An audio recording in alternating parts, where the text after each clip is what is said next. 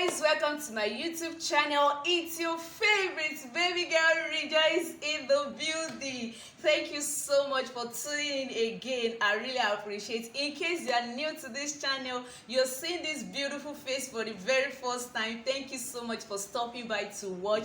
I really appreciate you. Please don't forget to join this family by subscribing to this channel. Turn on the notification bell to all. Leave your comments, like this video, and share to the world. Thank you so much for stopping by. To my amazing family, my returning subscribers, my returning viewers, you know I love you guys. Like if I tell you, say I love you, you know I love you. Thank you so much for always watching my video. Eshe goni dalu nangode, merci beaucoup, grazie mille.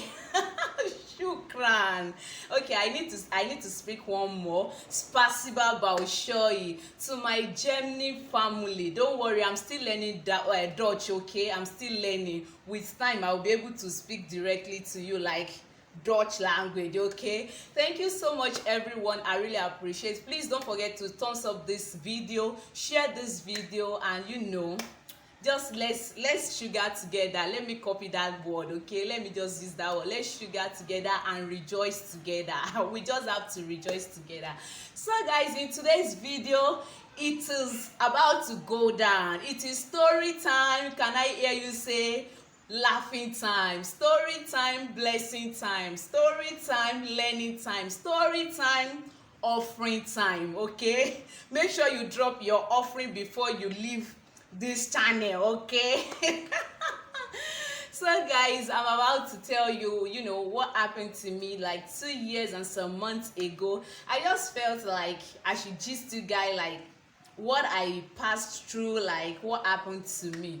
So let's just go right there into the video. I think I'm doing too much of talking. So guys, there was a time like that I went home. I went to Omara, to be precise, to check my parents, how are they doing, because for like a long period of time I didn't go home. All we're just doing was putting a call through. How are you doing? I'm fine, mom, I'm fine, dad, that's all. So I decided to visit home at that point of time. So I went home, and from Ibadan to Omara is 6 hours. That is if I'm using Ilorin route. But if I'm to use Osun State route, like Oshogbo area, for people that knows Nigeria and this particular area in Nigeria, they will understand what I'm saying. So if I'm to take that route from Ibadan to Omara, if I'm taking Osun State route, it will take me like 5 hours, sometimes 4.5 hours. But most times I prefer to use Ilorin route. Why? Because the road at that time, like the road from Ibadan to Ilorin to Omara, the road was much more okay. And it's not only about that the road was okay, the fact that when you are traveling you are safe, like a little bit you are safe. So I prefer taking that route, because at that point of time there's always robbery around that Osun State. So I don't like taking that route at all anytime I'm going home. So when I was about to leave home, I spent 3 days with them. When I was even about to leave, my mom was like, spend 2 more days. I was like, Mom, I have a lot to do in Ibadan, Mom, So I was just like, okay, I'll be leaving today. And I think I left Omara around 1 p.m. 1 p.m. So I've actually calculated that, okay, for 6 hours journey, by 7 p.m. like maximum of 7 p.m. I should be in Ibadan, like my house, because that's the way I do calculate. So guys, this is where the story is about to go down. When I left Omara, my dad went to drop me to the park, where I took a bus. The bus was faulty between, I think, Oro side to Ajashe. Like, it's not up to 1 hour drive. The bus broke down and it was faulty. They were looking for people to repair. Different cars were just passing us. They were just saying, hey, sorry oh. And even all of us in that bus were just like, man, but this thing, do you want to tell us that you don't know that something is wrong with your bus, blah blah blah. Everybody was just shouting, saying different things. I think instead of 2 hours journey from Omara to Ilorin, we end up spending like 3 hours and 30 minutes thereabout. So guys, getting to Ilorin, we thank God.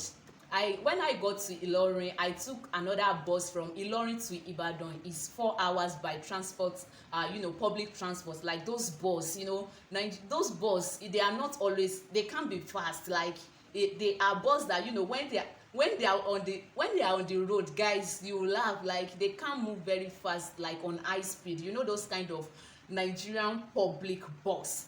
So when we're about to leave Ilorin, we're about to enter, there was one village like that, I couldn't remember the name right now. The bus, we didn't know that the bus does not have brake. Nobody knows, like, and the guy that was, the driver actually knew that the brake was not working perfectly.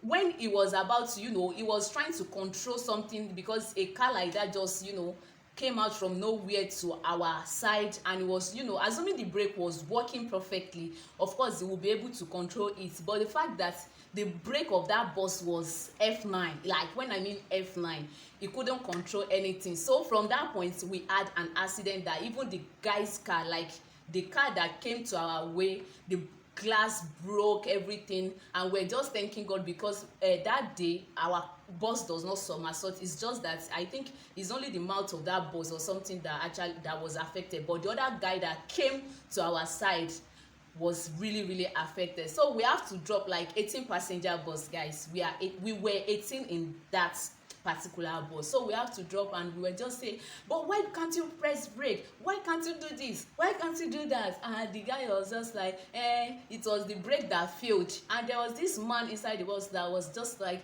I have my own personal car, because I'm taking this what's it called, this public bus does not mean we don't know how to drive, okay? And the man was just like, your brake is not working. If your brake is working, this fine, we know that this guy is faulty, but then you should be able to control it. And everything was, I was just like, God, what kind of journey is this? Hey, God have mercy on me. So they have to call the garage in Ilorin, so that they can send us another bus to come and pick us, like we were 18 in number. So guys, when they sent another bus, like within that period, we spent like nothing less than 1.5 hours, plus 3.5 hours that I've used, making 5 good hours. So it's already 6, and we are even yet to leave Kwara State at all. God, I was like, what is happening today? I began to pray. I was reading Psalm. Every good thing that I know about the scripture was I began to speak and speak and speak. Guys, when they sent us another bus, the bus they sent to us again was totally F9. We got to Oyo State. We did that Ogbomoso to Oyo, like there's this particular place, I've forgotten the name right now, but if I remember the name, don't worry, I'll put it on the screen. So when we between that Oyo, between Ogbomoso to Oyo, there's this one village like that, yeah, Atiba, thank you, Atiba. So getting to Atiba, the bus broke down again. The guy said the engine, something has happened to it, blah blah blah, and everybody was like, Jesus, what kind of journey is this? Like the thing stopped, like it couldn't, and the guy was like, since this bus has stopped now, there is nothing we can do any longer. And humanly speaking, guys, it's already late, because it's around past 6 or something, yeah, past 6 to 7, so it's already dark. So we were seeing buses, that was just moving. They'll say, hey, Suraju, what happened? They said my bus broke down, blah, blah, blah, blah. None of them could help us, because most of those buses were filled up with passengers. So there's no way they can actually help us. So we're just like, okay, can you call your people, like people that they are into all these, what's it called, garage, whatever. Call them so that they can help us out. We've paid you guys. What's all this nonsense? Guys, we were there for like 2 hours, and it's already past 8 or something. Yeah, it's already past 8 to 9 or something. So I was just like, God, tonight, hey, me that I'm going to Ibadan, and we have some people that they are just going to Oyo. They are to stop in Oyo town. So at the end of, I don't want this story to be too long. Last we were able to get one car like one bus like that they sent, I think, from Ogbomoso to us to pick us up. And when the bus actually came, the bus picked us up, and the bus was even very, very good. So the bus was moving, and we were just thanking God that by 10 or latest 10:30 we should enter Ibadan. For people that are going to Oyo, they are very close already. So people that were going to Oyo, I think they were like 10 inside that bus, and it remains like 8 of us that were going to Ibadan. So when we got to Oyo, 10 of them dropped, and for people like us that we were, our journey is still far, like it's still far. We were just inside that bus, 8 of us like that. Getting to Ibadan, it was around 11 p.m. So when we got to Ibadan, thank God Ibadan is not, that place that, it doesn't just dry up easily like that. During that time, till 12 o'clock, 1 o'clock, people still move and everything. So guys, when we got to Ibadan, the driver just said he can't. Normally the guy should drop us at Iwo Road in Ibadan, and the guy said he's stopping at Ojo in Ibadan, and from Ojo to Iwo Road is not too far like that, but then because it's actually late, we were just begging the guy, and the guy said, I helped you guys, as if we want to be paid, guys. He said, I helped you guys, that normally the money they ought to pay him is not what he will receive for this transport of a thing, that he only just decided to help us. So we have no choice. In fact, at that point of time, none of us can actually do some kind, just change everything for him, because normally if we're to be daylight, we will change it for him, and we have no choice than to take us down to Iwo Road. But it was 11 p.m. If you fight you're on your own at that point of time. So people that have their family that they can call them, please come and pick me up, I'm in Ojo, they were able to call. And for people like us that we have no choice than to board another public transport, like another taxi to Iwo Road, we had there. So we saw a taxi, and the text was like, Iwo Road, Iwo Road, Iwo Road. Guys, we said, oh, Iwo Road, stop. And the guy said 300. Wetin happen? 300. Normally during the day from Ojo to Iwo Road, you will get it like 15 naira if it's actually parked, like if it's maximum of 70 naira or 100 naira from Ojo to Iwo Road. So we're just like, please man, carry us for 150. The guy said no, and the guy left us. Guys, we're just like, hey, what's all this? People, those guys that I was with them, like they were actually going to Iwo Road as well with me. They're just like, okay, don't worry, we'll get another one. And now I'm the only female among them. I was just like, God, what's happening today? So when we saw another one, that one actually picked us, and it charged us normal price, which is 100 naira, because it's actually late. It was already 11 something, so it was already 11:25 or something. It's not up to it. It was like 11:20 p.m. or let me say 11:25. So guys, when we got to Iwo Road, when everything has been happening, I've been calling one of my friends that please don't lock the gate, so this is what is happening. And he was even very angry, like, you like traveling in the night, why will you do this, why will you do that? It was just saying different things. I was just like, man, please, all you have to do for me is please don't lock the gate, so that once I'm around, or probably please don't sleep now, please, once I'm around, you'll be the one to open the gate for me. And at that point, where I was living is not far from Iwo Road. Like from Iwo Road to my house normally is 100 naira by bike, and sometimes if you can trek in, you can just take 50 naira, then you will trek inside. But it's already late. When I got to Iwo Road, guys, the guy charged me 300 naira to my house. I could not even price it. I was just like, man, let's go. And he actually dropped me at the front of my gate. So before I got there, I've been calling my friend. Hello, I've been calling, and when everything was wrong, I've actually called him to explain that, please, we might enter Ibadan very late.